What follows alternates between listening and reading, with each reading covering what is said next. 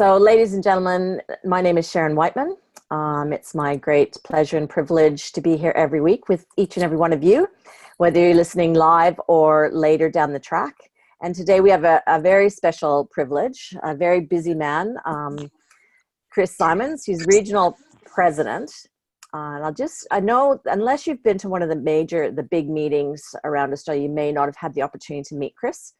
So Chris Simons, he joined Manitech in 2008 as the Director of Sales South Africa. His roles and responsibilities quickly increased, most recently as Regional President, EMEAA, Central and South America. And I think that means just about everywhere except North America. It's a very big role, and probably Korea and mainland China. Over his career, he has played an integral role in launching many new markets, including South Africa, Malaysia, India, China, Turkey, Indonesia, Thailand, and many countries in Europe. He has overseen the deployment of global systems incorporating events and business education platforms that have resulted in over $1 billion in revenues.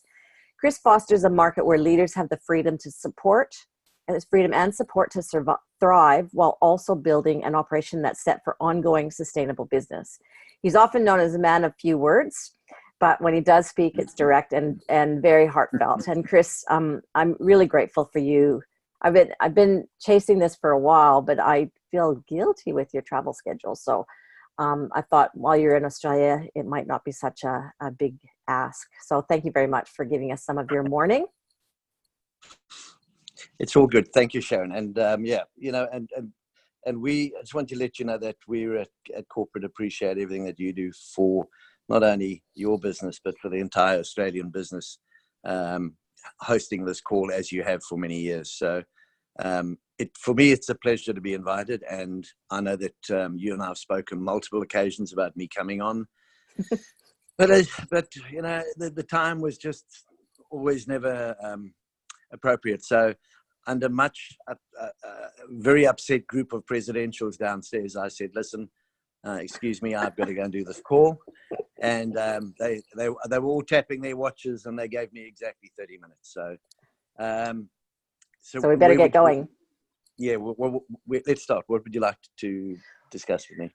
Well, as I said, many people on this call may have not had the opportunity to meet you. So it's always good to hear how you ended up from, such a long career, as Dinah was saying, a veteran in our industry, how you ended up to be partnered with Manitech. Okay, short and simple. So I've probably got about 30 years under the belt in the industry. I was fortunate or unfortunate to join the biggest network marketing organization in the world. And that's where I honed my skills, and I learned a lot about the industry. So I'm a field guy first and foremost. Let's get that out there.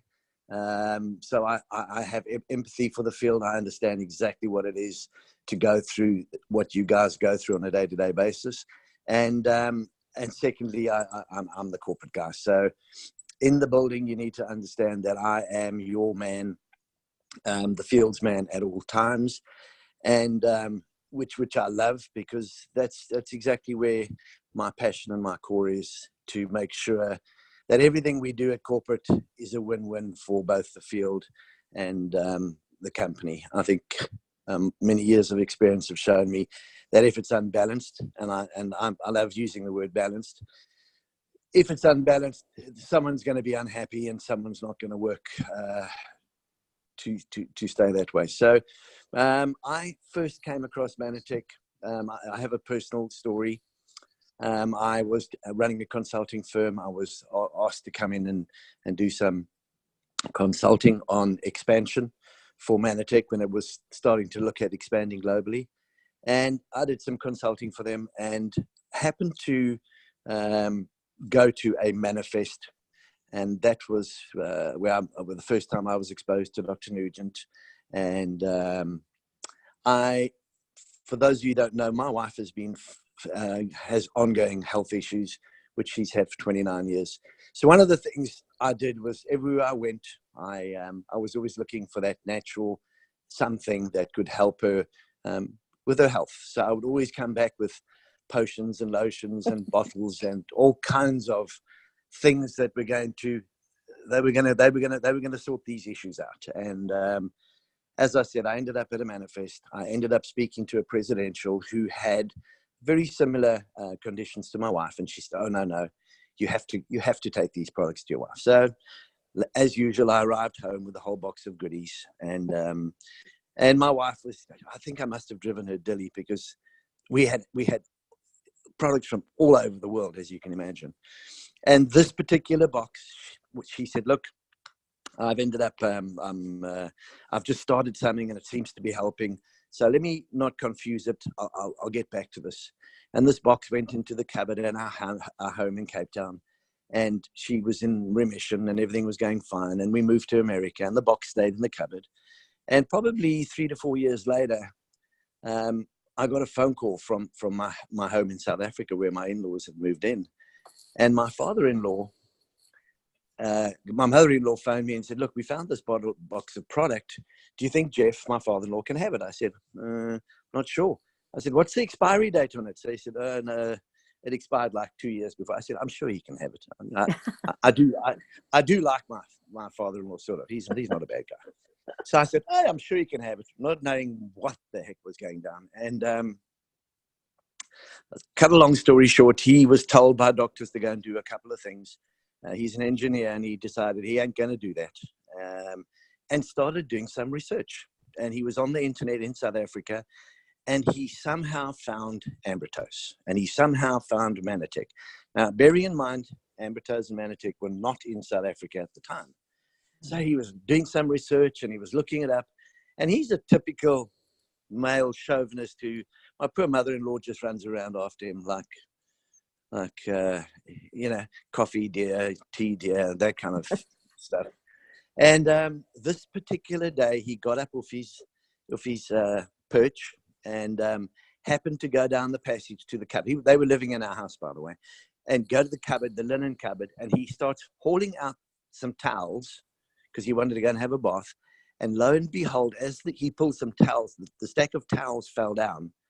And there, sitting in front of him, was a box. And guess what was sitting on the top of that box? Ambrotose. And he had just found it on the internet, and he had just started doing research. And it was like, wow. So, I mean, I think my path in Manitec was decided before me a long time before I joined the company. Mm-hmm. Cut a long story short, he took the products and he went back 6 months later. They said, oh, maybe we should take the pacemaker out. And he said, I never took the pacemaker. I took this product and ran that. So one thing led to another. And then Al joined the company, and I had a long history with Al, working with the Brit organization in India. And we got talking about all kinds of things. And then my wife, unfortunately, started taking a serious turn for the worse again, because her health is cyclical. We have good days, good weeks, and then bad months, So it was a really, really ugly, horrible time in my life. But, the light started shining through. My father-in-law had incredible results for the products. I knew the company. I was always impressed with the products and the science.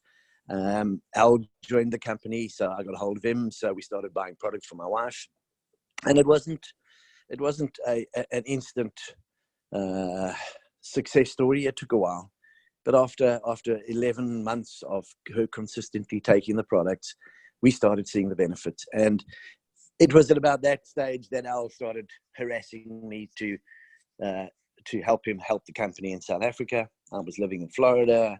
Didn't really want to travel anymore, and I accepted a consulting position just to go and see what was going on in South Africa and see what I can do to help. And one thing led to another. They eventually said, look, we need you to go back, and 12 years later, I'm still with the company. So I started humbly as a sales director in South Africa. I was the only person in the country. I was very cheeky on my business card. I called myself the one and only. Because I literally did everything from events to finance to customer service to delivery issues to regulatory, banking, finance, taxes. I literally started that market with myself and a credit card. And 12 years later, South Africa is still one of the shining lights in our business. It constantly grows. So I did something right. And as the market grew, they decided that maybe they should give me a little bit more responsibility. So they lobbed on Europe first, and then Australia, and then and at one stage, I literally was running. I was caretaker manager for Australia, not Australia, for the USA and Canada. So rightly so, I ran literally the whole world apart from Korea, Japan, China, Taiwan, which was crazy. And so I gave back Canada and the USA, and now I look after everyone else but Canada, USA, Korea, China, Taiwan, and Japan. So that's my quick story. And we're very fortunate that you are, Chris. And so that one of the things I did want to ask you was, you were firsthand witness and possibly even could be the instigator of the South African success. So from your perspective, what is unique about them, and what could Australia learn from their experience? I think there are a couple of, there are no major secrets to South Africa's success.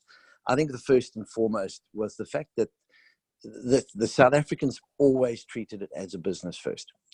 So to them, the opportunity was the product, yes, but the opportunity was the business opportunity as well. And very unique in South Africa in that, they've been living in very uncertain times, which has fueled a desire to have opportunity not only at home, and the fact that this is a global seamless compensation plan, the fact that it allows them to have businesses in markets and places that they never would have, the fact that it allows them the opportunity at any given time to relocate to a country we operate in and just and carry on with their business was exciting for them. And as I said, my approach was that it was a business opportunity with a phenomenal product. It wasn't a phenomenal product with a business opportunity. So that's where their focus was. They didn't have the history of the miracle of the product and the story that came before the business opportunity. Because for a long time, Manatech didn't have to focus too much on a business opportunity because the story was just phenomenal. And it was not easy to grow the business. It was easy to share the business just by using the product. So the South Africans had a second advantage, being that they literally have a single line of sponsorship. So they have one leadership pivotal point that I was able to work with and support. It's a lot easier when you have when you have one head talking for the most time. It gets a bit confusing when you've got 5 or 6 different heads. So nothing exceptionally profound in why South Africa has been successful, apart from, they're hungry. They're hungry for the opportunity. They're hungry for a sense of community. They like the fact that we have these meetings every quarter, and 800 to 1,000 people come to them every single quarter, 4 times a year. So it's a sense of belonging. It's an opportunity. And if you treat it like a business and not a hobby, it's going to reward you as a business and not a hobby. So they've been very successful because of that. Excellent. So it's pretty clear there what secrets we can take away from that for Australasia and for anybody listening here today. And, what kind of, from your perspective over the last, is it 8 years? No, I've been 12 years. 12 years. From your perspective, what are the major milestones for Manatech in that time, and where do you see the priorities in the development further for our global company? I think that the major milestone is the fact that the company, as I joined, was under serious issues with the Texas Attorney General in the manner of how we were doing business and how we were presenting the product. That in its own would have closed any company down. I personally have never seen a company that's withstood the scrutiny and the negativity that was thrown at this organization, this company globally. So to me, that was the first milestone, the fact that we were able to withstand this attack, and it was an attack, But then the ability with not only corporate, with the field, to realize that we now needed to change the way we did business, the way we represented the opportunity. And it was very, very difficult. It was a major learning curve for just about every country, every market, and every leader. So those were a couple of the huge milestones that I've seen us overcome. Obviously, with new development, new technology, bringing in new products has been exciting. The fact that we're now looking at an affordable line to go to, which is going to complement our core products, not sacrificing any quality or efficacy on an inferior brand, but just making whole the gaps that we have in our offering. So huge steps are being done right now to bringing us up to speed with regarding our shopping cart and the internet and social media platforms, and that we are striving to get as good as we can and as quick as we can. But we are a publicly traded company, which is a good thing. It means we're very transparent. It means everything we say we do, we do. Everything we show that we've done, we've done. No one can question whether, if I tell you we pay 41.1% commission, you can go and look at it and you can see it. So, but obviously the drawback to a public company is everything takes time, because it's got to be checked, ratified, approved. It needs board approval, especially when it's stuff that's going to affect the business and possible shareholders. So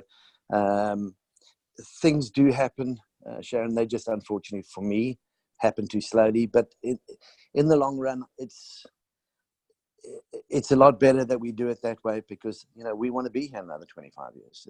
There are very few companies that last 25 years, and we're eyeing out the 50 years. We're not just happy with 25. So it's a slow process, but it is a constant process that we're trying to get, from a corporate standpoint, better and better and better at what we do.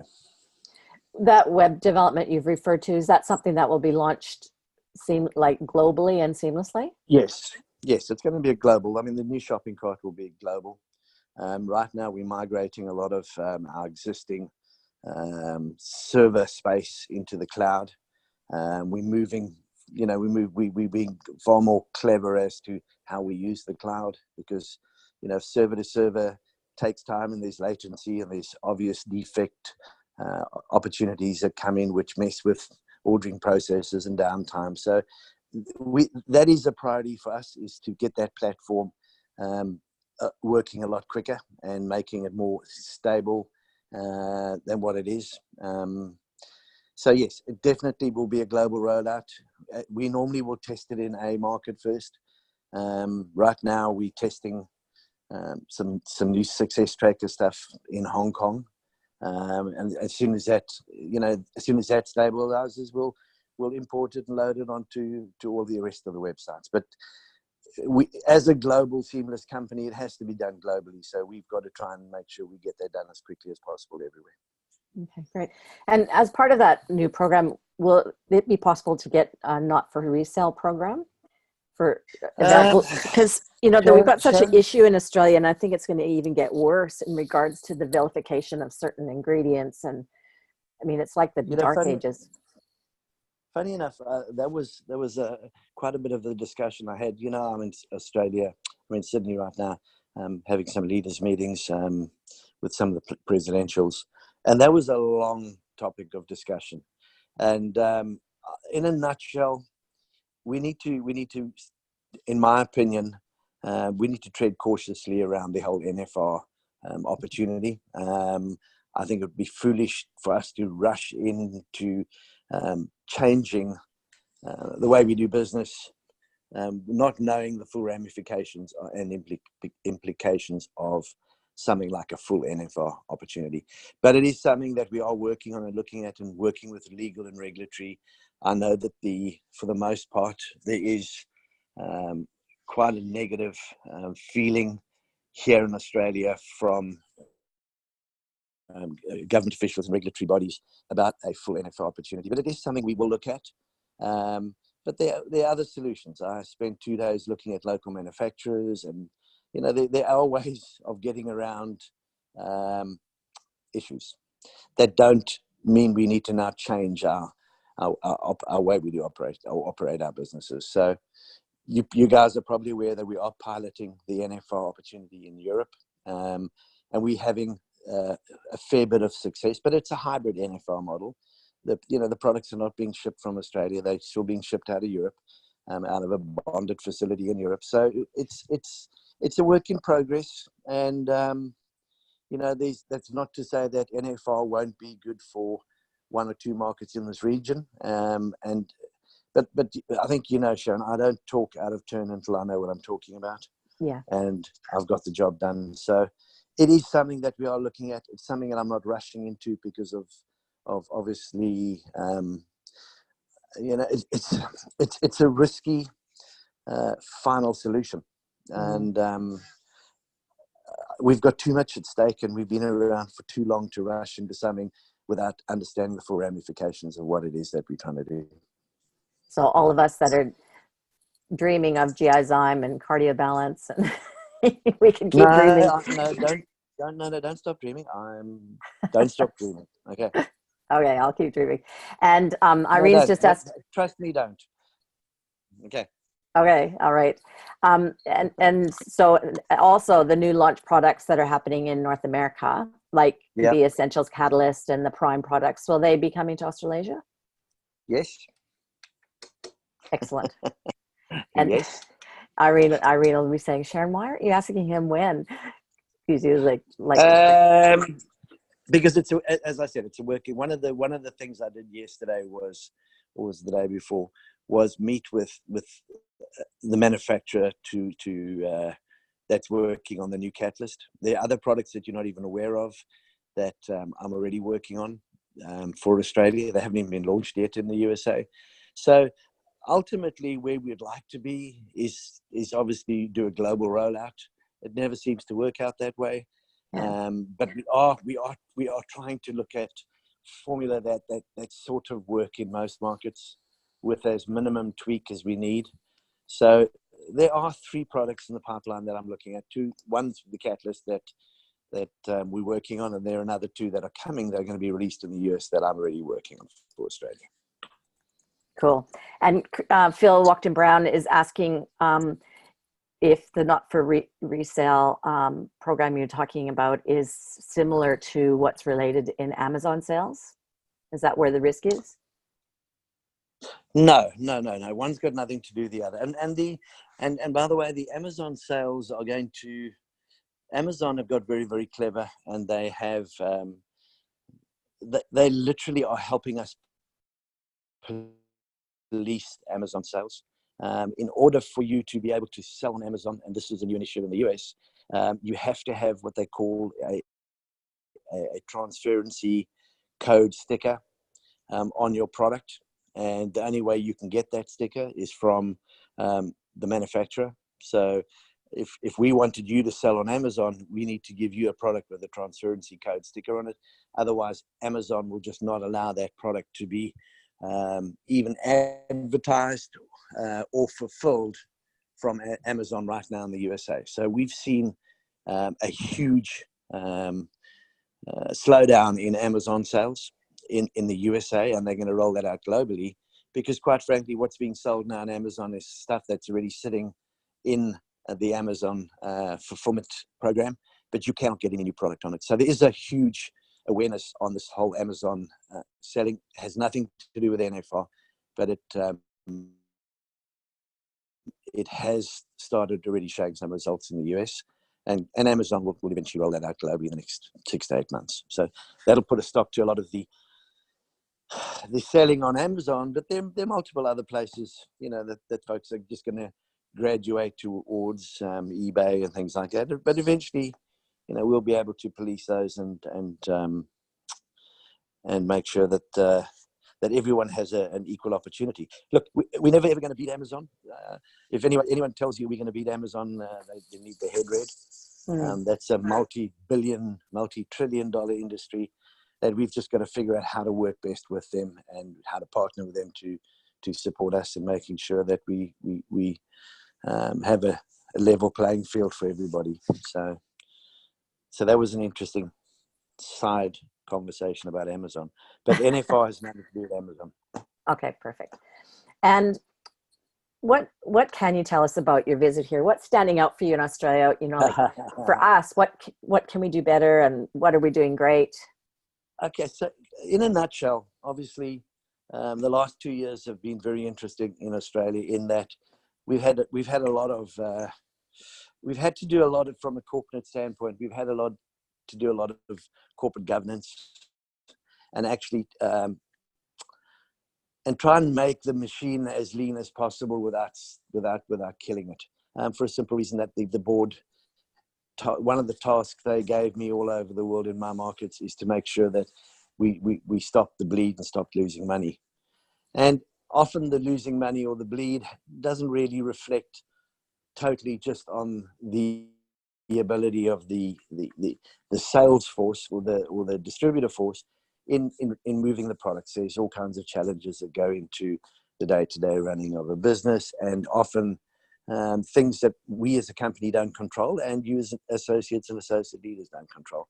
So it has been a very interesting last 2 years in that we've managed to stop, in my opinion, the bleed. So we don't have a declining business in Australia anymore. It is flatline, and some people will tell you a flatline business is a declining business. But I think we've got as a country to a very, very good place where we have a stable platform again. We're running a very lean office here in Sydney. Managed to cut back on ridiculous overheads that were just we're strangling the business here in Australia and strangling our business, our ability to grow. So from a corporate standpoint, we've got 3 or 4 very good young folks in the office that are very keen, that are very good at what they do.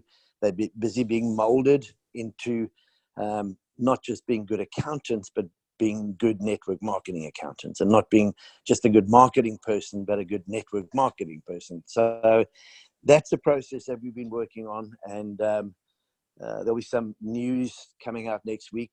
I'm not at liberty to say what it is yet, but some really, really good news for the country coming out. Just probably a press release on Tuesday, and stuff will be sent out from the office on Tuesday. But I think from our standpoint, we as a company are ready to support growth. The leader group are excited about growth. There's 2 countries in the world that right now don't have back order situations. Australia is one of them. Apart from Manabes, guys, Manabes is a global problem. We're working on it. I think I found a solution here in Australia for Australia, so I'm working on that as well. But apart from that, we don't have back order situations right now with inventory. We've got fairly good levels of inventory. We've got some good management in place right now. We're working a lot closer with our partners in the US office. So we're in a good place in Australia. I'm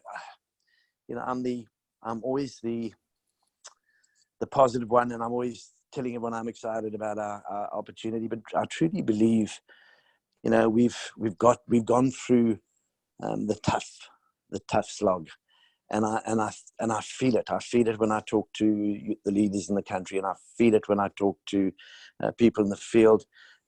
The simplification of the compensation plan, making it real simple for people to understand, it was imperative.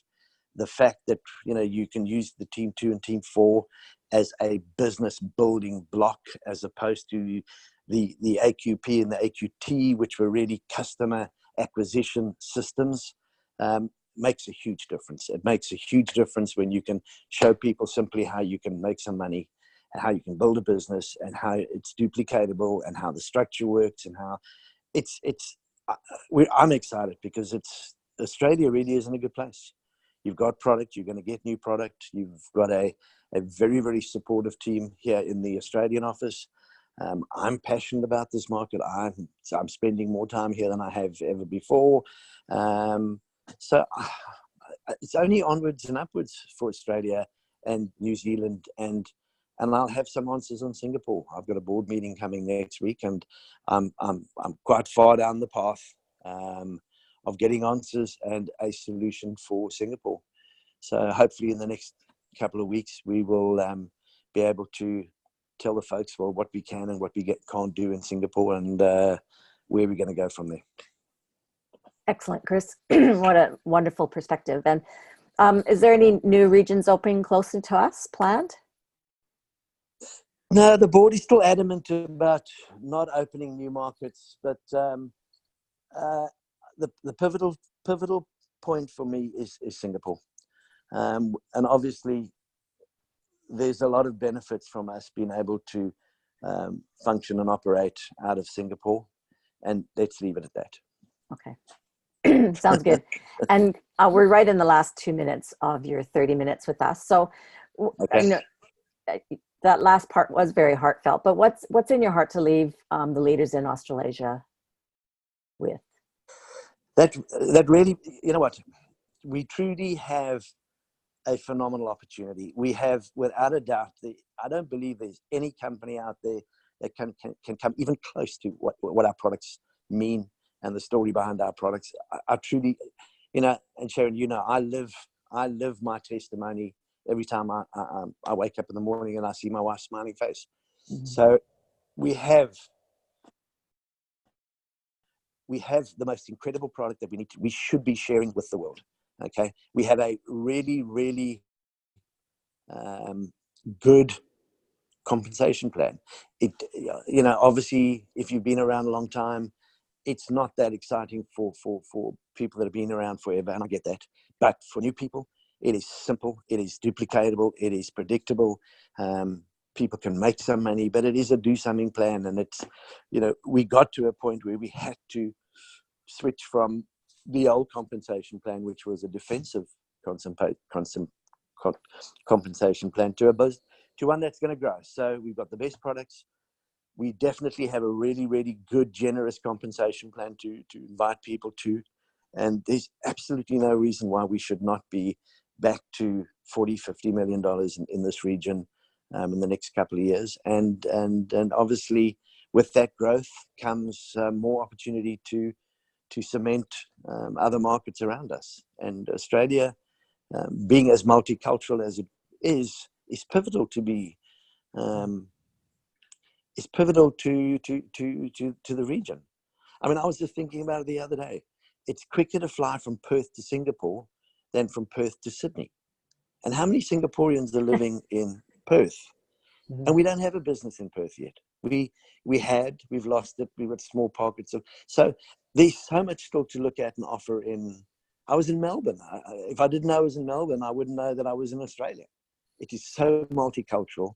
And we're better to start building a global business at home with the people around you. So, you know, don't lose sight of the fact that your best business will always come from close to you, not from a distance. Chris, God bless you. Thank you so very much. And ladies and gentlemen, we've got Al Ballon next week. And I'm also been asked by several people in the field in regards to some updated education about China. And I'm working on that as well. So thank you. We appreciate all of you. And Chris, have a fabulous rest of your meeting in Sydney. And thank you so very much for being with us today. Yeah, and Sharon, if you want, over the next couple of days, give me a call. I'll have a conversation with you about China. Okay, fantastic. Thank you. Okay. Bye-bye. See you, everybody. Have a great weekend.